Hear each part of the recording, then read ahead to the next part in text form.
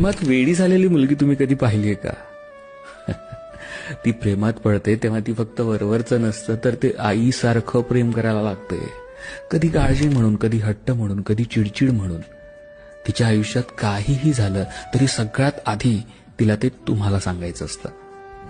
कधी छोट्या छोट्या गोष्टीत तिला तुमचं मत हवं असतं. तुम्ही कंटाळला असाल, व्यस्त असाल, तरीही ती वाट पाहते. फक्त 2 मिनिटासाठी का होईना, पण तिला तुमच्याशी बोलायचं असतं.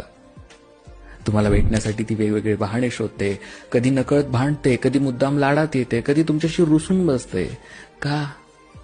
कारण हे सगळं तिला फक्त तुमच्या सोबत करायचं असतं. तुमच्यासमोर ती कमजोर बनते, कधी नकळत अश्रू ढाळते, कधी वेड्यासारखं वागते. कारण तिला माहिती असतं तुम्ही आहात तिला सावरायला. ती तुमच्यासाठी बदलत जाते, तुमच्या आवडीनिवडी शिकते, तुमच्या हसण्यात आनंद शोधते, दुःख स्वतःच्या मनात लपवते आणि फक्त तुम्ही तिच्यासोबत असावं हीच तिची एकमेव इच्छा असते. खरं प्रेम करणारी मुलगी कधीच पैशासाठी, गिफ्टसाठी, मोठमोठ्या गोष्टींसाठी मागे लागत नाही.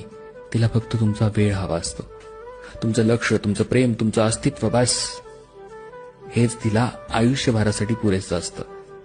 ती वेडी नाहीये बरं का, ती प्रेमात आहे.